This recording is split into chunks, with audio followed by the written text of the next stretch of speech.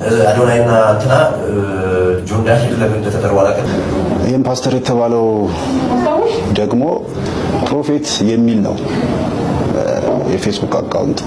አሁን እሷ ባሏን ፕራንክ እያደረገችው ነውና ያለ እርግዝና ውጤት የሌላ የጓደኛዋን አምጥታ አርግዣለሁ ልትለው ነው። ግን ሰላም ጤና ይስጥልኝ ጋይስ፣ እንደምን ዋላችሁ እንደምን አመሻችሁ? እኔ እግዚአብሔር ይመስገን ደህና ነኝ። እንግዲህ እንደተለመደው አዳዲስና ወቅታዊ መነጋገሪያ ጉዳዮችን ይዤላችሁ መጥቻለሁኝ ማለት ነው። አብራችሁኝ እስከ መጨረሻ እንድትዘልቁ ማለት እወዳለሁኝ። እንግዲህ አዲስ ከሆናችሁ ሰብስክራይብ እንዲሁም ላይክ በማድረግ ይህንን ቪዲዮ እንድትጀምሩ በትህትና እጠይቃችኋለሁኝ ማለት ነው። እንግዲህ አዶናይና ጆን ዳንኤል አለ አስገራሚ ጥያቄ ነው። መቼስ ይህንን ነገር ብዙ ሰው የሚፈልገው ነገር ነውና እንግዲህ እነሱ ሁለቱንም የሚፋለሙበት ጥያቄ ተጠይቋል ማለት ነው። እንግዲህ እሱም አሳያችኋለሁኝ። ግን ወደ መጀመሪያ ቪዲዮ ላሸጋግራችሁና ተመልሼ እመጣለሁኝ። ዓለምን እያነጋገረ የሚገኘው የ14 ዓመቱ ኳስ አቀባይ ብዙዎች የመገናኛ ብዙሃኖች የፊት ገጽ መነጋገሪያ ሆኖ ቀጥሏል። ይህ ቦስኒያዊ 14 ዓመት ታዳጊ ሲስሚች ይባላል። በቦስኒያ ሄርዜጎቪናና በጣሊያን መካከል በተደረገው የዓለም ዋንጫ የመጨረሻ የማጣሪያ ጨዋታ ላይ ኳስ አቀባይ ነበረ። ታዲያ የሰራው ነገር ከ14 ዓመት ታዳጊ አይደለም፣ ከበሰለ ሰውም የሚጠበቅ አይደለም። ብዙዎችን የሚያነጋግረው ሆኖ አልፏል። ሲስሚች የዶናሩማን የፔናልቲ የሚመታበትን ቦታና ተጫዋቾች የት ቦታ ሊመቱ እንደሚችሉ የሚመዘግብበትን ወረቀት ዘርፎት ሩጧል። ይሄ ብዙዎችን ያነጋገረ ነው። ዶናሩማ በዚህ እንቅስቃሴ ወቅት ከውሃ መጠጫው ጋር ያስቀመጠውን ይህንን የምትመለከቱና ተጫዋቾች በየት በኩል ሊመቱ እንደሚችል የሚያሳየውን ወረቀት ይሄ ታዳጊም ሰርቆት ሩጧል ወይም ሰርቆበታል ማለት ነው። እናም ይህንን መሆኑን ተከትሎ ዶናሩማ አንድም ፔናልቲ በጨዋታው ላይ ባለማዳኑ ቦስኒያና ሄርዜጎቪና ጨዋታውን በመለያ ምት ማሸነፍ ወደ ዓለም ዋንጫው መግባቷ ይታወሳል። ቦስኒያዎች ይህንን 14 ዓመት ታዳጊ ብሔራዊ ጀግናችን እያሉ ያንቆለባበሱት ይገኛል። የተሰረቀችው ይህች ወረቀትም ለጨረታ ወጣ በርካታ ሚሊዮን ዶላር ለማግኘት ተጫዋቹ ከቦስኒያውያን ይሄ ታዳጊ ማለት ነው ከአባቱ ጋር ለጨረታ ወጥቶ እየሰሩበት ይገኛል። ወደ ቢዝነስም ቀይረውታል ማለት ነው። በ2026 የዓለም ዋንጫም ከቦስኒያና ሄርዜጎቪና ብሔራዊ ቡድን ጋር የኳስ አቀባይ ሆኖ ወደ አሜሪካ፣ ካናዳና ሜክሲኮ እንደሚያምራ ተረጋግጧል። አንዳንድ ትንንሽ የሚመስሉ ነገሮች ታሪክን የሚቀይሩ ሆኖ እናያለን። የ14 ዓመት ታዳጊ በአጋጣሚ የዶናሩማን ወረቀት ተመለከተው። ዶናሩማ እንዳላየው ሲያስብ ይህንን ወረቀት ሰረቀው። ዶናሩማ ደግሞ ይሄ ወረቀት በመሰረቁ ምክንያት ማን ወዴት ሊመታ እንደሚችል መረጃ አጣ። በዚህ ምክንያት አራቱን ፔናልቲን ጎሉ ላይ ተቆጠሩበት። ይሄ ታዲያ ትልቅ አነጋጋሪ ጉዳይ አይደለም። ታዳጊውም እንግዲህ የቦስኒያ ብሔራዊ ጀግና ተብሏል። በነገራችን ላይ እግር ኳስ ተጫዋች ነው። በታዳጊነት የተጫወተ ነው። በ12 ጨዋታ 18 ጎል አስቆጥሯል። የቀጣያችን የዓለማችን የቀጣዩ ኮከብ ሊሆን ይችላል ሲስሚች። ከዚህ በላይ ግን እንግዲህ በቦስኒያውያን ዘንድ ከኢዲን ዚኮ የማይተናነስ የጀግንነት ክብርና ካባ ለዚህ ታዳጊ ብዙዎች እየሰጡት ይገኛሉ። አንዳንዴ ታወቅ ሲል ውጤታማ ሆን ሲል ፈጣሪ ሲያዝ አዘዘ ነውና የ14 ዓመት ታዳጊ ባላሰበው ባልገመተው መንገድ የቦስኒያውያን ብሔራዊ ጀግና በመባል ከበርካቶች ዘንድ ከፍተኛ አድናቆትና ፍቅር እየተረገሰው ይገኛል። ሐሳብ ስጡበት። እንዲህ አይነት አጋጣሚዎች ህይወትን ይቀይራሉ። የሚገርም ነው። ህይወት እንደዚህ ነው እንግዲህ አንዳንዴ። እንዴት ዋላችሁ ታክቲከኞቹ፣ አስማተኞቹ? ሰላም አመሻችሁ? ደህና ናችሁ? ብርድ እንዴት አድርጓችኋል? ያንበደብዳል፣ ያንገበግባል። አንድ ነገር ልንገራችሁ። እኔ ፕራንክ ለኛ ያስፈልገናል ብዬ አላምንም። ወይም ፕራንክ ምን ማለት እንደሆነ ከፍራንክ ለይተን ማወቅ መቻል አለብን። ስፔሻሊ የማትተዋወቁ ቤተሰብ ባልና ሚስቶች ፕራንክ አትደራረጉ። የእውነቴን ነው የምላችሁ። ምክንያቱም ፕራንክ የምትደራረጉት መልሳችሁ ለመሰዳደብ፣ ለመደባደብ ወይም ደግሞ ይሄ የሚያጣጥል ቃል ለመጠቀም ከሆነ ፕራንክ አትጠቀሙ። እውነቴን ነው። ብዙ ጊዜ እንደ ቀልድ የምታዩቸው መናናቅ፣ እንደ ቀልድ የምታዩቸው መሰዳደብ፣ እንደ ቀልድ የምታዩቸው መደባደብ እየከረሩ ሲመጡ ይለምዱና ትክክለኛ መፈነካከት ሁሉ የምትወሏቸው ልጆችም ልክ እንደናንተ ተሳዳቢ፣ ተደባዳቢ፣ ንቀት ያለው ንግግር ተናጋሪ ነው የሚሆኑትና አሁን እሷ ባሏን ፕራንክ እያደረገችው ነውና ያለ እርግዝና ውጤት የሌላ የጓደኛዋን አምጥታ አርግዣለሁ ልትለው ነው። ግን ይሄ ነው የሚሰድባችሁን የሚንቃችሁን ወንድ አክሴፕት ስታረጉ ከዛ ሲመታችሁ ምንም አማራጭ የላችሁ። ምክንያቱም በንቀቱ ጊዜ ካላስተካከላችሁት በዱላ ጊዜ ልትመልሱት አትችሉም። መመታትን አክሴፕት አታድርጉ። የእውነቴን ነው የምላችሁ። ስፔሻሊ በእናታችሁ ላይ በአባታችሁ ላይ አባት እናትን ስደበድብ ምናምን አይታችሁ ከሆነ በፍጹም ይሄ ትዳር ቀጥ አይደለም። እጁን አንስቶ ወንድ ልጅ ከመታችሁ እኔ ትዳር እንዲፈርስ አይደለም እላችሁ፣ ግን መናናቃችሁን የምታውቁት እጁን አንስቶ መምታት ሲጀምር ነው። እና የሚሰድባችሁ የሚንቃችሁን ሰው አብራችሁ ጊዜ አታጥፉ። ስሙ እነዚህም ባልና ሚስቶች አሁን ማለት ይሄ ቴስት ግን ማለት ምን እንደምትል ማወቅ ስለፈለግኩኝ ነበረ እንደዚህ ያደረግኩት። አሁን ደግሞ ደስታህን ሳይ ልንገራ ብዬ ተወዛግቤ ነበረ እውነት። እና የሰው ነው እንደዚህ ያልሽ? ምን እንደምትነሳ ፈልጌ ነው። ምንድን ነው እኔም ልል የምችለው ለምንድን ነው መስራት ፈልጌ? በቃ አሰብኩትና ቢሆን ምንድን ነው ሊሆን የሚችለው ማለት ምን እንድልሽ ነው? ስለዛ ምን እንድልሽ ነው?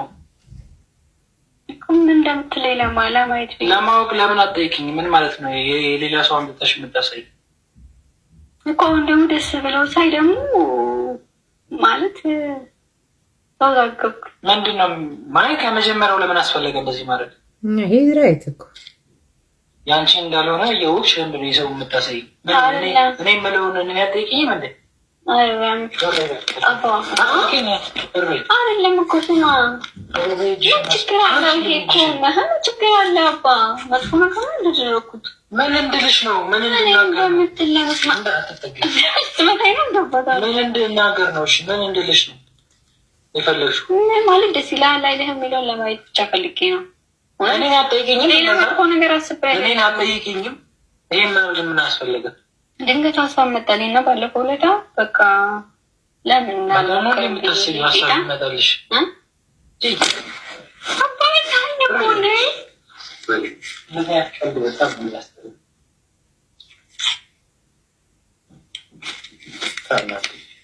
ምን እንድልሽ ነው? ምን ብዬ እንድልሽ ነበር የፈለግሽው?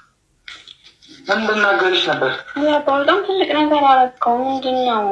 ለምን አስፈለገ? ቀልድ ነው ነገር ምን አያስፈልግም እኮ ችግር አለ። እኔ የምችለውን ነገር እኔ መጠየቅ ትችላለሽ አይደል? ሰው የምጎዳ ነገር እኮ አይደለም ያልኩት። ሁለተኛ እንደዚህ አትቀልድ እንዳትቀልጂ ከነገር ሁለተኛ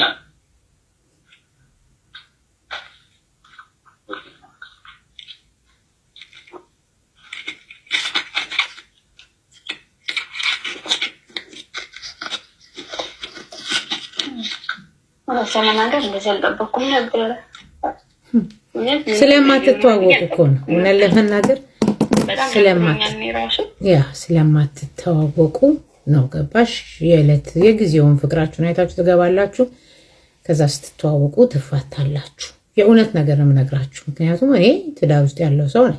ፕራንክ አደርጋለሁ። ባሌ ምን መደረግ እንደሚችል ምን መደረግ እንደማይችል ፕራንክ አውቃለሁ። ዝም ብዬ እኔ የሆነ እንትን ብዬ ኦፍኮርስ እሱ ልጅ ተረገዘ ሲባል እንዴት ደስታውን ያሳያል ማለት ይሄ ምንም ማለት አይደለም። ግን እውነቱን ልንገራችሁ፣ ሚዲያ ላይ እንደዚህ አይነት ነገር አታምጡ። እንደዚህ አይነት ክፍተቶችን አትፍጠሩ። ትክክል ስላልሆነ መመታትን አክሴፕት አታድርጉ። ፕራንኩ የራሳችሁ ጉዳይ። ግን ሴቶች ከሰማችሁ ዛሬ መደፈር፣ አሲድ የሚደፋባቸው የሚደበደቡ ሴቶች ፍትህ ያጡት እንደዚህ አይነት ሴቶች ስለምትበዙ ነው። መመታትን፣ መሰደብን፣ መናቅን፣ መገፋትን አክሴፕት የምታረጉ ስለሚወደኝ ነው፣ ስለሚቀና ነው፣ ስለሚያፈቅረኝ ነው የሚል አመለካከት እስካላችሁ ድረስ ወንዶች እናንተን ከመደብደብ ወደኋላ አይሉ። እጁን ሲሰነዝር ወይ ታስቆሚዋለሽ ወይ ጥለሽ ትሄጃለሽ። መሳደብ ሲጀምር ወይ ታስቆሚዋለሽ ወይ ትተዋለሽ። አለበለዛ የእውነቴን ነው የምላችሁ እንደዚህ አይነት ነገር ለልጆቻችሁ ይቀራል። ልጆቻችሁም የሚንቋቸው የሚሰድቧቸው ትዳር ውስጥ ይገባሉ። ስለዚህ ከወዲሁ ነው ማስተካከል ያለብሽ። ያውም እናንተ ገና አልወለዳችሁ ሳትወልዱ እንደዚህ ከሆነ ስትወልዱ ልጅሽ ፊት የሚቀጠቅጥ ነው። ካልሆነ ፕራንኩን አቁመሽ እዛው ባመልሽ መልመድ መቻል ይሻልሻል። የእውነት ነው የምነግራችሁ እና እንደ ቀልድ የምትጀምሯቸው ነገሮች ናቸው ትዳራችሁን ዘንበል አድርገው የሚያበላሹባችሁ። ቴንኪዩ ስላዳመጣችሁ።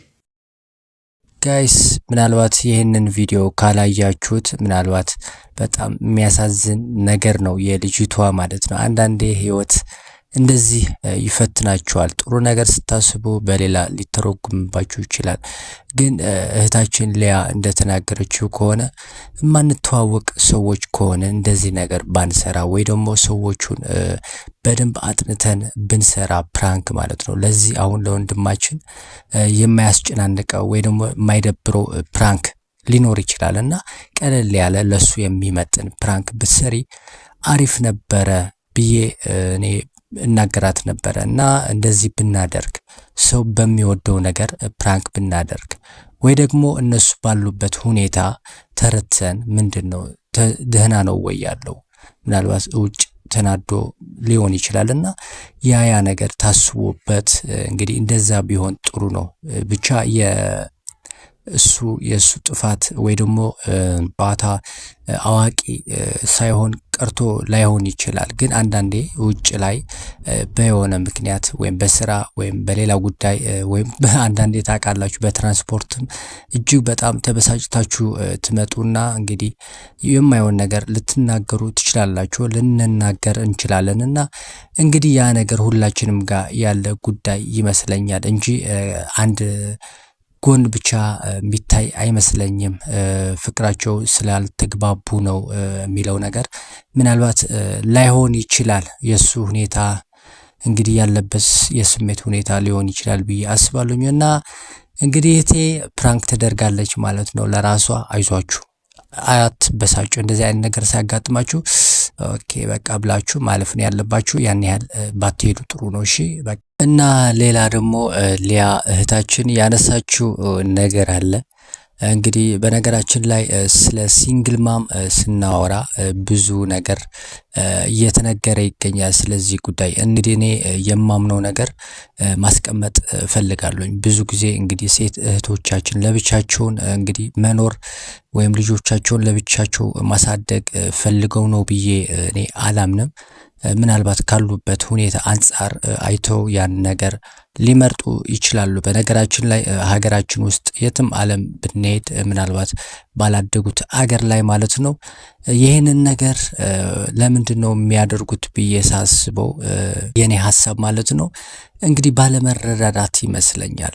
ሀገራችን ውስጥ ያለው ነገር የምናውቀው ነው። እንደዚህ ዲስሪስፔክት ይደረጋሉ ብዙ ጊዜ ሴቶች ማለት ነውና እንግዲህ በእርግጠኝነት ልንገራችሁ ሀገራችን ላይ ያሉ ሴቶች ወይም ትዳር ውስጥ ያሉ ሴቶች ማለት ነው ምናልባት ጥሩ ገቢ አግኝተው ወይ በቁጠባ አቅማቸው ከፍ ካሉ በእርግጠኝነት ብዙ ትዳሮች ይለያያሉ ብዬ አስባለሁኝ። ምክንያቱም ደግሞ እንግዲህ ሴት እህቶቻችን በችግር ውስጥ እንዳሉ እኔ እረዳለሁኝ እና ሊያ የተናገረችው ልክ ነው። ካልተመቻችሁ ለብቻችሁ ልጆቻችሁን ማሳደጉ ጥሩ ነው ብዬ ነው እኔ የማምነው። ምክንያቱም ይህንን ነገር ለቀጣይ አስፈላጊና ጠቃሚ ጉዳይ ስለሆነ ማለት ነው። ብዙ ጊዜ አስተዳደጋችን በተለይ ለወንዶቹ ማለት ነው አስተዳደጋችን ላይ ያለው አካሄድ ልክ ስላልሆነ ማለት ነውና እኩልነት የሚባለው ነገር በወንድና በሴት ያለው ነገር እኩል መሆን አለበት።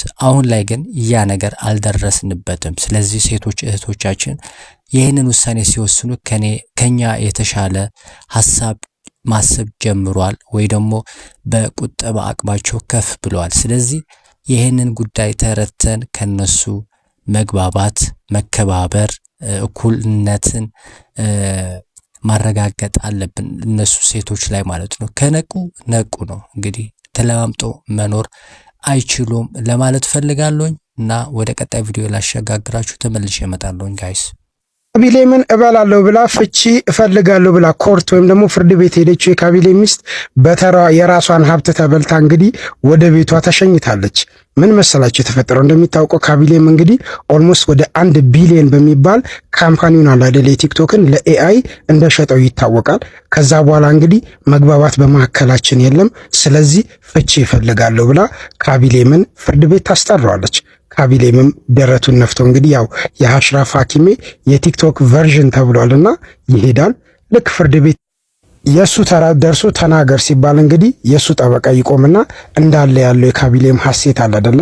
ቤቶቹ፣ መኪናው፣ ሀብቱ እንዳለ በአሽራፍ ሀኪሜ ተቃራኒ በአባቱ ስም ነው ያለው። በዚህም ምክንያት እንግዲህ ምንም አይነት ዜሮ ሀብት ሳታገኝ ሚስትየዋ ትለያያለች። ግን በተቃራኒው ደግሞ እሱም ጥያቄ ያቀርባል። ከሷ ሀብት መካፈል እፈልጋለሁ ሲል ሀብቷ ሲታይ 10 ሚሊዮን ዶላር አካውንቷ ላይ አለ። ይሄን እንግዲህ እኩል ለእኩል ተካፈሉ ብሎ ፍርድ ቤቱ ወስኖ እሱ ሀብቱን ጠቅልሎ እሷ ሀብቷን አካፍላ ወደ የቤታቸው ተለያዩ። ለዚህ ህመም የሚሆን መድኃኒት ያስፈልጋታል እህታችን። እንግዲህ ነፍስ ይማር። ሰላም በመላ ዓለም የምትገኙ ውድ ኢትዮጵያውያን እንዴት ናችሁ? በመጀመሪያ ያው ለፋሲካ በዓል እንኳን አደረሳችሁ ላለው። በመቀጠል በሰሞን ከገነት ንጋቱ ጋር የሰራነው አንድ ቪዲዮ ነበረ። እዛ ቪዲዮ ላይ ያው እኔ የተጠቀምኩት ወጣቱን ለማስተማር ወጣቱ እንዲያውቀው በማለት ነው እንጂ እኔ የፕሮቴስታንት እምነት መንቀፌ ወይም ፕሮቴስታንት እምነት እነሱን መስደቤ መናገር አይደለም። ለምሳሌ ያው በባህሪ በአብዛኛው ሰው ያቀኛል። የሰውን ሃይማኖት ተወዳለሁ፣ የሰውን ሃይማኖት አከብራለሁ። ብዙ የማስተምራቸውም በርካታ ወጣቶች አሉ ከተለያየ ቤተ እምነት እና እንደዚህ አይነት ነገር አይደለምና በሰዓቱ ስለ ህመሜ ለማውራት ነበር ከሷ ጋር የተገናኘ ነው። እና በህመም ሰዓት ምናምን ስለ ያው የሚደውሉልኝ ሰዎች ነበሩና ይሄን ፓስተር የተባለው ደግሞ ፕሮፌት የሚል ነው የፌስቡክ አካውንት እና በዛ እንትን ይል ነበር። ወደ ሌላ ነገር ሲገባ ቶሎ ብሎ ራሱ ሁሉንም ነገሮችን ፎርማት አድርጎ እንደገና ደግሞ ስልኩንም እንትን አላለም። ለምን ይሄ ነገር ይመጣል ብዬ አልጠበቅኩም። ይሄ ነገር ይመጣል ብዬ በጠብቅ እያንዳንዱ ነገር ሪከርድ አደረግ ነበር ወይም ስክሪንሾት አደረግ ነበርና ያኔው በቃ እንደዛ ሲለኝ ከደነገጥኩኝ በኋላ ስልኩንም ራሴ ነኝ ዲሊት ያደረኩት።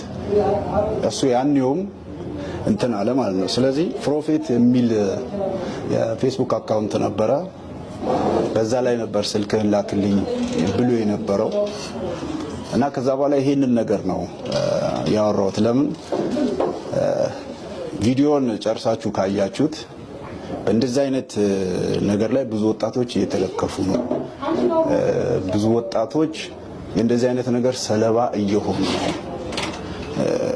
በሃይማኖት ታካው በእስልምናም ይሁን በክርስትናም ይሁን በጴንጤውም ወገንም ይሁን እንደዚህ አይነት ሰዎች አሉ እና ራሳቸውን እንዲጠብቁ ራሳቸውን የምታወሩትን ሰው እንድታቁ በሚል ነው ይሄ ነገር እንትን ያልኩት እንጂ የኦርቶዶክስን ለማሞካሸት ወይም ደግሞ የጴንጤን እምነት ለመገልበጥ ወይም ደግሞ ስም ለማጠልሸት አይደለም።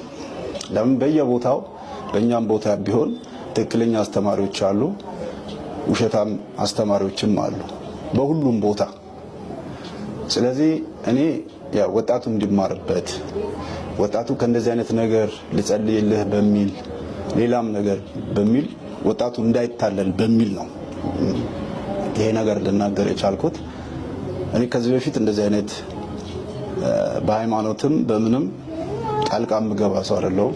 የሰውን ሃይማኖት እምወድ፣ የሰውን ሃይማኖት የማከብር ሰው በማንነቱ የምወድ ሰው ነኝ። አስተዳደጌም እንደዛ አይደለም እና በዚህ ያው ብዙዎች ተከፍታችኋል፣ ተከፉም ይገባል እና ያለው ነገር ይሄ ነው። እኔ ይሄንን ነገር ከራሴ ፈጥሬ ወይም ሌላ ነገር ሳይሆን በቃ ይሄንን እኔን የሚከታተሉኝ ብዙ ወጣቶች አሉ። እኔን የሚደግፉ ወይም ደግሞ የኔን ምክር የሚሰሙ ብዙ ወጣቶች ስላሉ ከእንደዚህ አይነት ነገር ራሳችሁን ጠብቁ ከሚል ነው እና አውቃለሁ እንትን ሊላችሁ እንደሚችል አጠቃላይ እኔም በሆን ይካፋኛል፣ እኔም በሆን እንትን ላለው። ግን ይሄ የተባለው ነገር ደግሞ ለክፋት የሆነ ነገር አልነበረም፣ ወይም ደግሞ ለእንትንም የተደረገ አልነበረም። አሁን ላይ እኔ ህመሜን በማስታመም ላይ ነኝ ያለሁት፣ ስቃይ ውስጥ ነኝ ያለሁት እና ያንን የማደርግበት ምንም አይነት ሲቹዌሽን የለም። ለምን በጴንጤውም የምወዳቸው በጣም የማከብራቸው ፓስተሮች አሉ። ይሄ ሁሌም የምናገረው ማለት ነው። እንደዚሁም በኦርቶዶክስ ውስጥ የምወዳቸው ሰዎች አሉ፣ በጣም የምጠላቸውም ሰዎች አሉ፣ አስተማሪዎች። በእስልምና ውስጥም እንደዚህ በጣም የምወዳቸው ኡስታዞች አሉ፣ የእነሱን ትምህርት ሳገኝ የምከታተለው። እንደዛውም ደግሞ በሁሉም ሃይማኖት ላይ የሚያስተምሩት ትምህርት ወይም የሚናገሩትን ንግግር የማልከተላቸው ብዙ ሰዎች አሉና ነገሩን ከመልካም ነገር በማየት ነገሩን እንድታቀሉትና ነገሩን ይቅርታ እንድትሉኝ ይቅርታም እንድታረጉልኝ። እኛ ቤተሰብ ውስጥ ሙስሊም አለ፣ ኦርቶዶክስ አለ፣ እንደዚሁም የፕሮቴስታንት እምነት ተከታይ አለ። እንደዚህ አይነት ነገር የለም። ሀገር ነች። እንደ ሀገርም ደግሞ ሲታሰብ ሁሉም ተከባብረው ተዋዶ የሚኖርባት ሀገር ነች ያለችውና ያው የተለያዩ ሰዎች ስለተለያየ ነገር አውርቻለሁ። የተለያዩ ሰዎች የተለያየ መልእክት ይልኩልኛል። እማከብራችሁ እምወዳችሁ የፕሮቴስታንት ዘማሪያን፣ የፕሮቴስታንት አገልጋዮች፣ የፕሮቴስታንት ፓስተሮች እንዲሁም የፕሮቴስታንት እምነት ተከታዮች በሙሉ እኔ ይህንን ነገር ለማጥላላት የተጠቀምኩት ሳይሆን ወጣቱ በቃ ነገሮችን እንዲያስተካክል ራሱን እንዲፈትሽ በማለት ነው እንጂ በጣም ወዳቸው ክፍለ ሀገርም ቢሆን በጣም ወዳቸው ፓስተሮች አሉ ጓደኞቼ። ከነሱ ጋር ሰላማዊ ነኝ። እንደዚህ አይነት ችግር የለብኝም። እኔ ከዚህ በፊት ያለሁት ህመሜ ላይ ነኝ። የአንገት፣ የወገብ፣ የእግር እንዲሁም የልብ ህመም ላይ ነኝ ያለሁት። ራሴን በማስታመም ላይ ነኝ ያለሁት። ስለ ህመም በማውራት ሰዓት ነው የቸገረ ነገር ወይም ደግሞ ያስቸገረ ነገር በሚል ይሄ ነገር ሊነሳ የቻለውና የፕሮቴስታንት እምነትን ለመንቀፍ ለማንቋሸሽ የተጠቀምኩ የመሰላችሁ ብዙ ሰዎች አሉ። እኔ ማንኝና ነው የሰውን ሃይማኖት ላንቋሸሽና ላጥላላ የምችለው? ስለዚህ ከላይ ሁላችሁ ብትሆኑ በእኔ ንግግር በእኔ ኢንተርቪው በጣም የተከፋችሁ በጣም ያዘናችሁ ሰዎች በምታመልኩት በፈጣሪ ስም እጠይቃችኋለሁ፣ ይቅርታ እንድታደርጉልኝ እማጸናለሁ። ሰላም በመላ ዓለም የምትገኙ ውድ ኢትዮጵያውያን ጋይስ እንግዲህ ወንድማችን ባለፈው ያደረገው ከገነት ንጋቱ ጋር የነበረ ኢንተርቪው ነው። ይቅርታ እየጠየቀው ማለት ነው። የተናገረው ምንድነው? ስለ አንድ ፓስተር አንስቶ እንግዲህ ወንድ ሆኖ እኔን ወዳለው ብሎኛል ብሎ እንግዲህ ያ ሰው ብዙ ነገር ነው የተናገረው፣ ጸያፍ ነገር ነው የተናገረው። መናገር መድገም ስለማልፈልግ ነውና እንግዲህ ተናግሮ ነበር እንደዛ ብሎ፣ ግን ክስ ስለመጣባቸው ነው እንግዲህ ይቅርታ እየጠየቀ ያለው እና አንዳንዴ ጥንቃቄ ብታደርጉ ሁላችሁንም ጥሩ ነው ብዬ አስባለሁኝ። እንግዲህ የህግ ጉዳይ ነው፣ ህግ የሚጨርሰው ነገር ነው። ዞሮ ዞሮ አብረን የምናየው ጉዳይ ይሆናል። እንግዲህ ወደ መጨረሻ ቪዲዮ ሳሸጋግራችሁ እንግዲህ ጌች ታውቁታላችሁ፣ ስፖርተኛ ነው። ስለ አዶናይና ጆን ዳንኤል ያደረገው ንግግር ነበረ፣ በጣም አስገራሚ ነው። እሱን እንድታደምጡ ጋብዛችኋለሁ። አዶናይና እንትና ጆን ዳንኤል ለምን እንደተጠሩ አላውቅም። ፋይት ጋር ነው እንደዚህ ያለኛል። እንድገመው። አዶናይና እንትና ጆን ዳንኤል ለምን እንደተጠሩ አላውቅም። ፋይት ጋር ነው እንደዚህ ያለኛል። ጋይስ የነበረኝ ቆይታ ይህንን ይመስላል። እንግዲህ የጆን ዳንኤል እና አዶናይ ተጠቅሷል ማለት ነው። ከነዚህ መሃል እንግዲህ ቀልድ ነው፣ ምናልባት ወደ እውነት ሊቀየር ይችላል ወይ የሚለው ጉዳይ አብረን የምናየው ይሆናል። ግን አዶናይ ያሸንፋል በእርግጠኝነት። እና እንግዲህ ጋይስ የነበረኝ ቆይታ ይሄንን ይመስላል። አብራችሁን ስለቆያችሁ እጅግ በጣም አመሰግናለሁኝ። አዲስ ከሆናችሁ ሰብስክራይብ እንዲሁም ላይክ አድርጉ። ሐሳብ ካላችሁ ደግሞ ኮሜንት ላይ አሳውቁኝ ማለት እወዳለሁኝ። ባይ